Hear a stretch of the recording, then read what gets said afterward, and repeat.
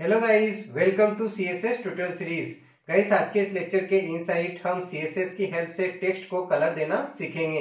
Guys, इस topic को हम एक रियल एग्जांपल के बेसिस पे समझेंगे। तो गाइस, प्लीज इस लेक्चर को आप लास्ट मिनट तक वॉच करें क्योंकि ये लेक्चर आपके लिए बहुत ज्यादा यूजफुल होने वाला है। तो चलिए शुरू करते हैं।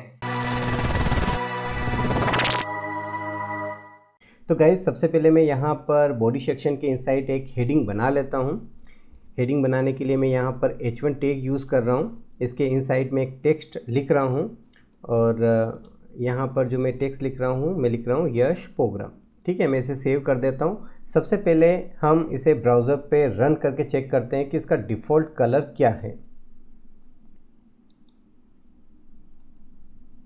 तो यहाँ पर आप देख सकते हैं जब हमने इसे ब्राउज़र पे रन किया तो यहाँ इसका डिफ़ॉल्ट कलर जो है वो ब्लैक दिखाई दे रहा है। और अब हम इसके अलावा अदर कोई कलर चेंज करना चाहते हैं तो किस तरीके से कर सकते हैं सीएसएस की हेल्प से, आइए देखते हैं।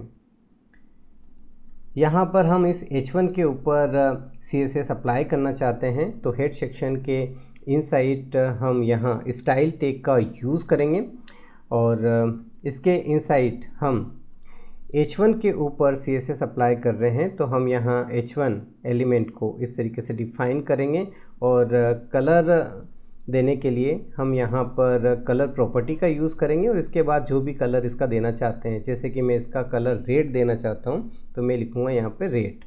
आप यहाँ हैश कोड भी यूज़ कर सकते हैं, आप यहाँ पर RGB कलर कोड भी यूज़ कर सकते हैं। सबसे पहले मैं यहाँ पर बाय नेम यूज़ कर रहा हूँ। ठीक है, तो अभी वापस ब्राउज़र को रीलोड करके चेक करते हैं तो आप देख सकते हैं इसका जो कलर है वो रेड हो चुका है। अब मान लीजिए कि ये जो हेडिंग है इसका बैकग्राउंड कलर मुझे चेंज करना हो तो किस तरीके से करेंगे। तो यहाँ पर मुझे बैकग्राउंड कलर प्रॉपर्टी यूज़ करना होगी और बैकग्राउंड कलर में यहाँ पर ब्लैक दे देता हूँ। चलिए सेव करते हैं, रीलोड करके चेक करते हैं। तो यहाँ पर आप देख सकते हैं जो हेडिंग है इसका बैकग्राउंड कलर जो है वो ब्लैक हो चुका है और जो टेक्स्ट है उसका कलर क्या है, रेड। तो यहाँ पर अभी रेड कलर है, इसको मैं येलो कर देता हूँ और अच्छा दिखाई देगा। तो येलो करने के लिए यहाँ पर रेड हटाकर मैं यहाँ पर येलो लिख देता हूँ। चलिए सेव करते हैं, यहाँ पर रीलोड करते हैं इस तरीके से। चलिए ये जो बैकग्राउंड कलर आपने दिया है इसका विड्थ सेट करते हैं। विड्थ सेट करने के लिए हम यहाँ पर विड्थ प्रॉपर्टी यूज़ करेंगे और विड्थ में यहाँ पर 200 पिक्सल कर देता हूँ। चलिए सेव करते हैं, रीलोड करते हैं। यहाँ पर आप देख सकते हैं इस तरीके से दिखाई दे रहा है।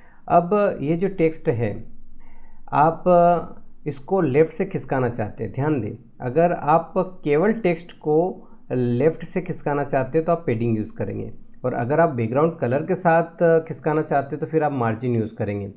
मैं दोनों ही करके आपको बता दूंगा ताकि आपको मार्जिन और पेडिंग दोनों में डिफरेंस पता चल सके। वैसे तो इस लेक्चर के इनसाइट हम टेक्स्ट को कलर देना सीख रहे हैं, लेकिन थोड़ी बारीकियां सीखते हैं जिससे आप बेटर तरीके से कलर कॉम्बिनेशन सेट कर पाएँ, टेक्स्ट को अरेंज कर पाएँ, ज़्यादा बेटर रहेगा। तो सबसे पहले ये जो यश प्रोग्राम आपको दिखाई दे रहा है टेक्स्ट में, केवल टेक्स्ट को खिसकाना चाहता हूँ, बैकग्राउंड वहीं रखना चाहता हूँ तो मैं यहाँ पर पेडिंग यूज़ करूँगा। तो इसके लिए मैं यहाँ पर जो पेडिंग प्रॉपर्टी है तो पेडिंग में कौन सी वाली प्रॉपर्टी यूज़ करेंगे, पेडिंग लेफ़्ट। ठीक है, क्योंकि लेफ़्ट से खिसकाना चाहते हैं तो लेफ़्ट से हम यहाँ पर 40 पिक्सल खिसका देते हैं। ठीक है, सेव करते हैं, यहाँ रीलोड करते हैं तो आप देख सकते हैं लेफ़्ट से 40 पिक्सल खिसक चुका है। अभी मैंने मार्जिन की बात की थी। बहुत सारे जो स्टूडेंट हैं जब स्टार्टिंग में CSS सीखते हैं तो उनको पेडिंग और मार्जिन दोनों में डिफरेंस पता नहीं होता, कंफ्यूज हो जाते हैं कि कब किसका यूज़ करना है। तो देखिए, अगर आप केवल टेक्स्ट को खिसकाना चाहते हैं तब तो आप पेडिंग का यूज़ करें। अगर आप पूरा बैकग्राउंड के साथ खिसकाना चाहते हैं तो फिर आप मार्जिन यूज़ करें। ठीक है ना, आगे बढ़ते हैं। यहाँ पर मैं मार्जिन का यूज़ कर रहा हूँ, ध्यान से समझिएगा, बहुत आसान है। तो यहाँ मार्जिन लेफ़्ट प्रॉपर्टी हम यूज़ कर रहे हैं और यहाँ पर मैं 40 पिक्सल इसको खिसका देता हूँ। चलिए सेव करते हैं, यहाँ रीलोड करते हैं तो अब आप देख सकते हैं बैकग्राउंड के साथ खिसका है। पहले जब पेडिंग यूज़ किया था तो लेफ़्ट से ये टेक्स्ट खिसका था, अब पूरा पूरा बैकग्राउंड के साथ खिसका है।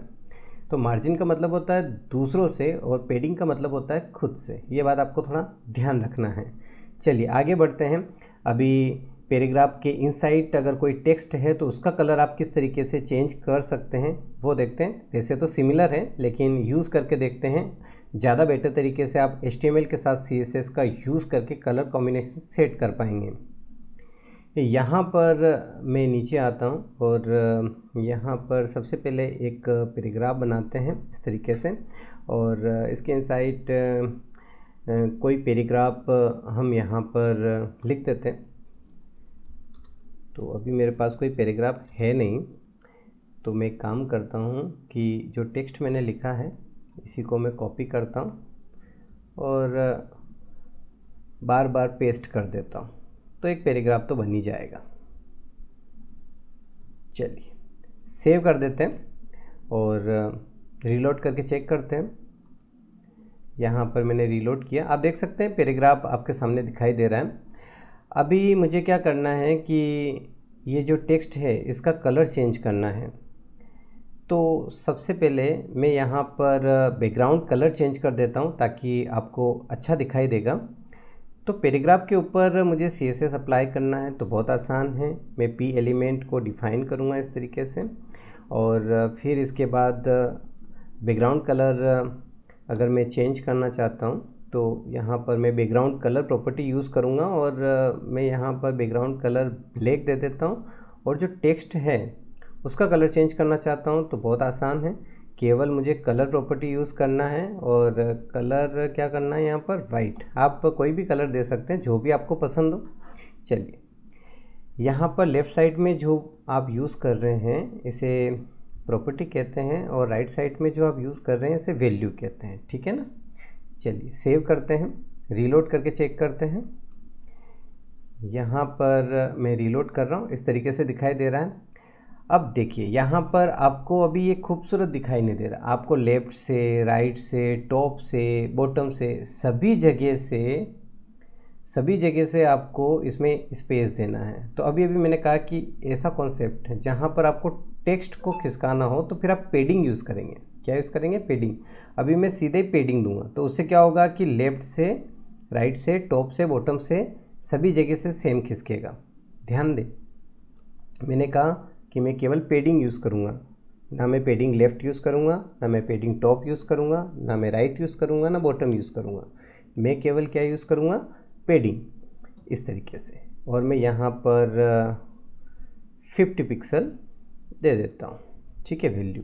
चलिए रीलोड करके चेक करते हैं। देखिए कितना खूबसूरत दिखाई दे रहा है। तो लेफ़्ट से, टॉप से, राइट से, बॉटम से, सभी जगह से ये जो पेडिंग आपने दिया था ये कंप्लीट हो चुका है। चलिए अब आपको समझ में आ गया होगा। अगर कोई कन्फ्यूज़न है तो यहाँ पर प्रॉपर्टी चेंज कर देते हैं। मैं यहाँ पर अगर केवल पेडिंग लेफ़्ट कर दूँ तो अभी आपको समझ में आ जाएगा। रीलोड करते हैं तो केवल लेफ़्ट से, देखो लेफ़्ट से किसका है। अब मैं टॉप से करता हूँ तो इसके लिए फिर मुझे क्या करना पड़ेगा, यहाँ पर लिखना पड़ेगा पेडिंग टॉप, यानी कि ये वाला जो प्रॉपर्टी है मुझे यूज़ करना पड़ेगा। तो अभी क्या होगा, ये टॉप से इस तरीके से खिसक जाएगा टेक्स्ट, और फिर मुझे राइट से भी करना पड़ेगा इस तरीके से। यहाँ पर इस तरीके से, आप समझ रहे हैं, बहुत आसान है। इस तरीके से अब मुझे बॉटम से भी करना पड़ेगा।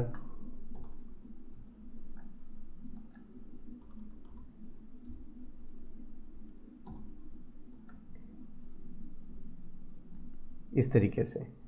तो अलग अलग ना यूज़ करते हुए मैंने केवल क्या यूज़ किया, मैंने केवल पेडिंग यूज़ किया, समझे आप। तो उससे क्या हुआ, लेफ़्ट से, राइट से, टॉप से, बॉटम से, सभी जगह से वो 50 पिक्सल खिसक गया। रीलोड किया, देख सकते हैं आप, बिल्कुल सिमिलर है। तो इतना प्रॉपर्टी आपको लिखने की आवश्यकता नहीं है। ठीक है। इस तरीके से आपको प्रैक्टिस करना होगी। जैसे जैसे आप प्रैक्टिस करते चले जाएंगे आप CSS को बेटर तरीके से HTML के साथ यूज़ कर पाएंगे। अब मान लीजिए कि आपको यश पोगरा, ये जो आपको यश पोगरा दिखाई दे रहा है, सबके कलर अलग अलग करना हो, यानी कि Y का कलर अलग करना हो, A का कलर अलग करना हो, S का कलर अलग करना हो, H का कलर अलग करना हो, तो कैसे करेंगे? तो इसके लिए आपको यहाँ पर स्पान टैग का यूज़ करना पड़ेगा सबसे पहले तो, ठीक है, इस तरीके से।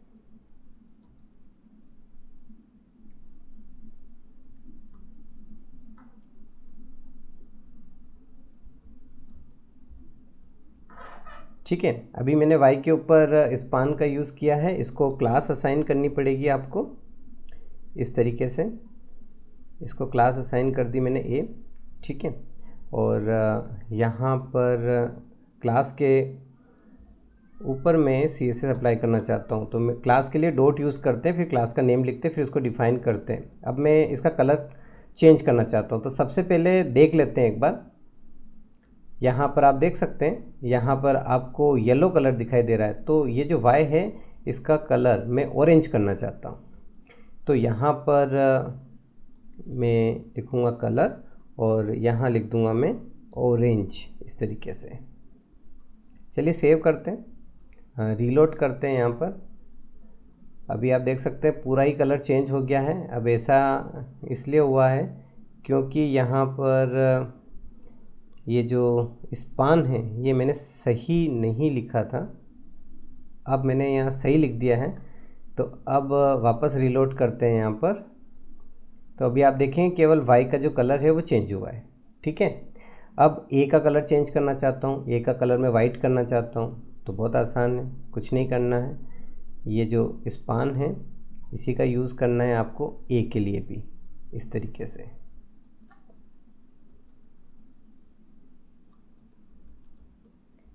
और क्लास चेंज कर दो, इसका क्लास हम B दे देते हैं, ठीक है ना।